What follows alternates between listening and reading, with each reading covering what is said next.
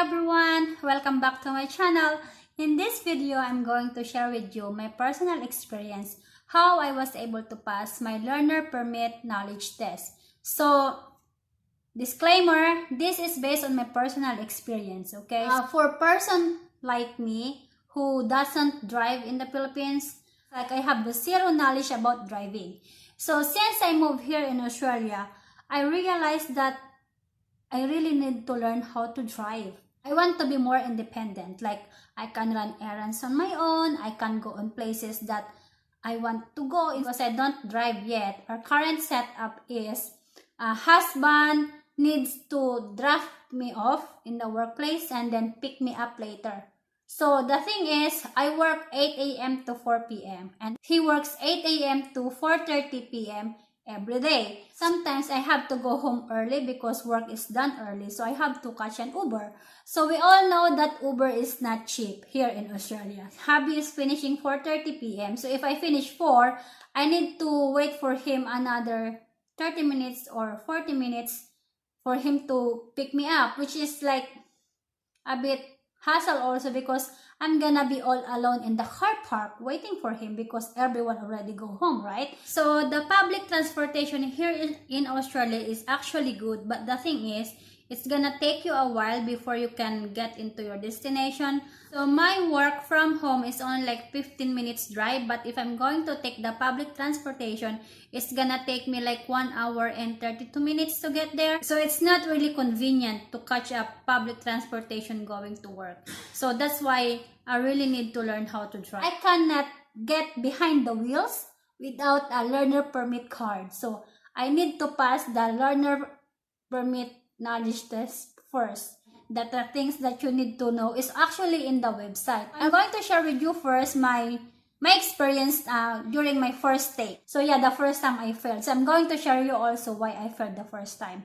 So I hope you're going to continue watching this video because this is gonna be helpful for you, especially if you don't have knowledge in driving like me. Like basically you're starting from the scratch. 1 week before my exam, I downloaded the app where you can practice all the possible questions that gonna come up during the test. So in order for you to pass the test, you need at least 78%. So from there, I was able to answer it properly. Like I have a passing score without reading the handbook. Number 1 tip is you have to read the Road to Solo Driving Handbook. So actually, you can get it from the website. You don't need to buy a hard copy because it's changed every now and then. So you can download it from the website for free and you can read it. But the thing is, the Road to Solo Driving is like 164 pages.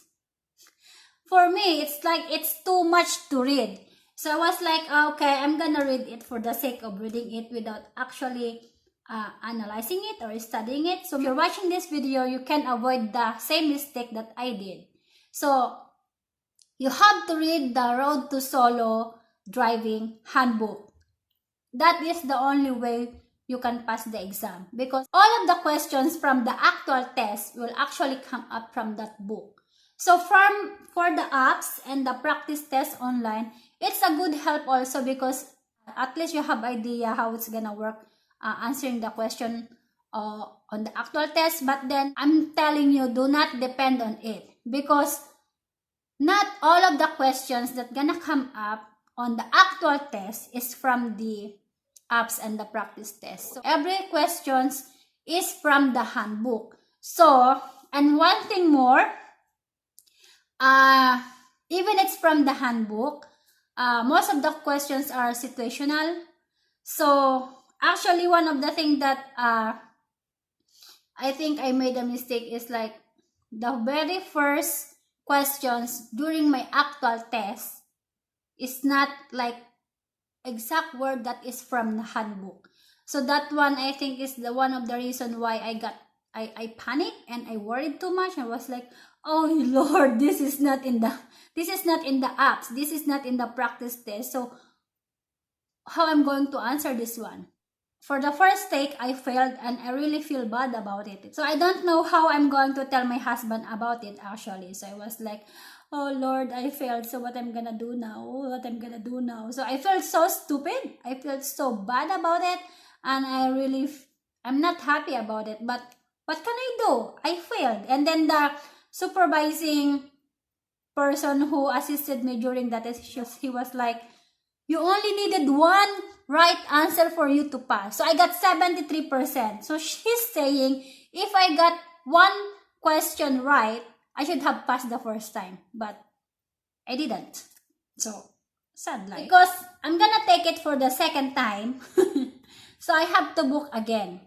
So if you already have like an existing customer number, so they're gonna waive the appointment fee. So before, I have to pay like $54, but then on my second booking, I have to pay only like $24. So they already removed the $19 appointment fee, which is really good.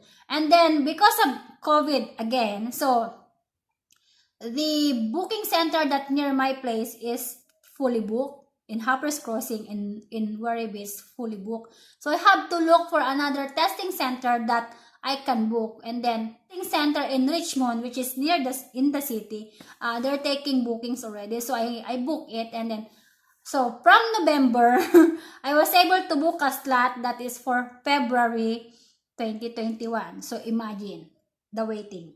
Then 2 weeks before my exam, that's the time that I fully dedicated myself reading the handbook. So every day after work, I stay back with my social media. I stay back with my YouTube channel. I'll stay back with Netflix and yeah, movie marathon. So I stay back with everything because I need to focus and read the Road to Solo Driving. So within 2 weeks, I have to read it word by word. And I have to analyze it. And I have to memorize it actually. I really tried to memorize it. And then there's time that if I don't understand it, like I'm a bit confused, I have to call my husband and ask him about it. So it really works also. So if you can review with your husband, with your partner, or someone who has a full license, has someone who has a full knowledge about the road things or road stuff about Australia, about Victoria. So it's a good help also. So I have to call my husband and ask him why this one is saying, why I have to give way with vehicle A, why I have to give way with the pedestrian, and then the intersection something, the runabout, I have, because it's confused me actually. For someone who doesn't have any knowledge, it confused me actually. It confused me big time. So I'm really blessed because hubby is really helpful. He explained to me like that, and then sometimes he also states some situations. So yeah, hubby is really a good help. On my first test, they actually give me the list where I need to review. So because I only needed 1 point, right? So after the exam, they give me my result, and then in that result, it's actually gonna give you the list of things that you need to improve on. So for my case, I need to review on chapter 2 and most of the chapter 4, like giving turning, parking, giving way rules, sharing the road safety with other people, like that. So within 2 weeks, after reading the whole book, I have to go back again with chapter 2 and chapter 4 for me to familiarize what went wrong. I think God blessed me with some kind of memory because I was able to recall some bits from the exam. So I was able to, if I answered this one, I could have passed.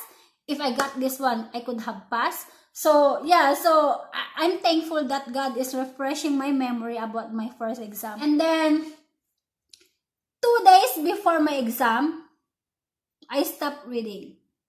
So I have to relax my mind and not to worry about it. And then I keep praying because I know I cannot do it alone. I already did my part. I studied, I memorized it, but then I know that I cannot do it alone. So I need God's grace.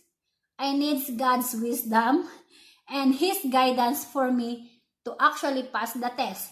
So I keep praying that, Lord, please, no more take 3, please. No more take 3. On the day of my exam, so my exam is like 11:50 a.m.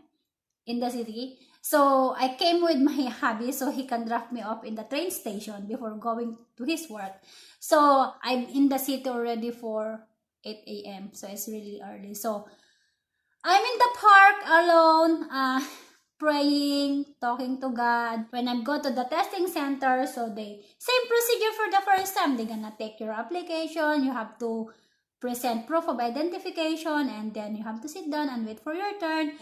Okay, I'm not gonna rush. I'm gonna analyze the question, try to recall from the book, and then the rest is for God now. The rest is up to God already.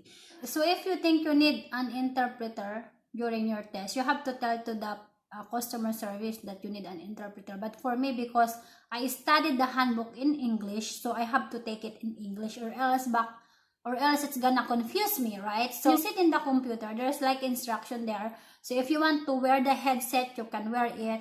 But then for me, I didn't take it, so I just read it in the monitor. And then before taking the actual exam, you can actually practice one question. So before this gonna say, do you want to practice question? You check yes, and then there's one question there, and then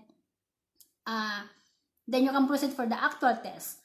So the 45 minutes time allowance will start when you click you want to proceed to the actual test, and then you said yes, and then you're gonna take the learner permit knowledge test for the second time. 85% of the question from your first test gonna come out in the second one, because that has happened to me. So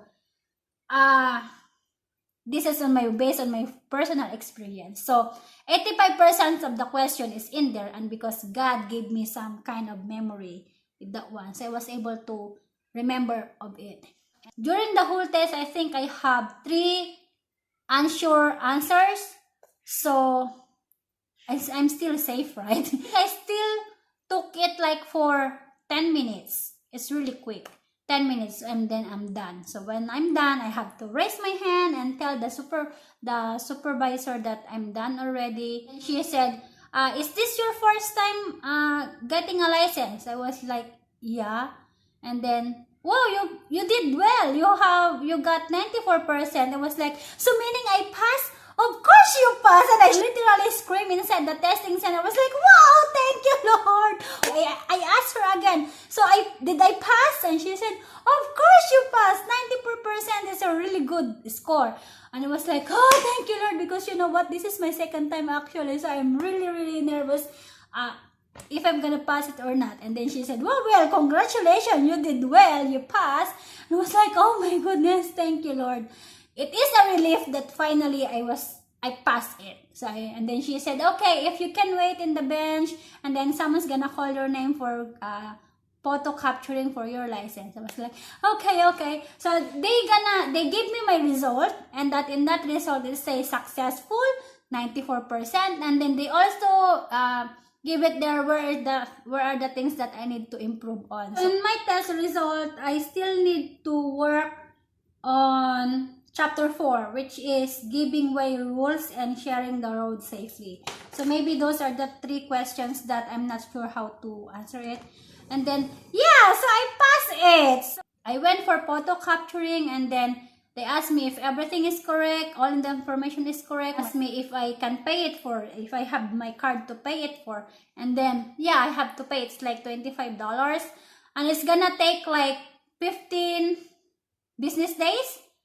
They're going to mail it to you, but then they're gonna give you a receipt. It will allow you to actually get behind the wheels and start practicing with a supervising driver. So after the lockdown, we're actually gonna hire a driving instructor so I can learn how to drive. But then Hubby's gonna teach me basic driving actually. So that's it. So I hope you get an idea how to pass your test. If you failed the first time, it's okay. Life must go on. So I hope you enjoyed this video. I hope you gain information about this video. And don't forget to subscribe to my channel, share this video, and support my channel. Thank you so much, and I hope to see you on my next video. Bye! Bye!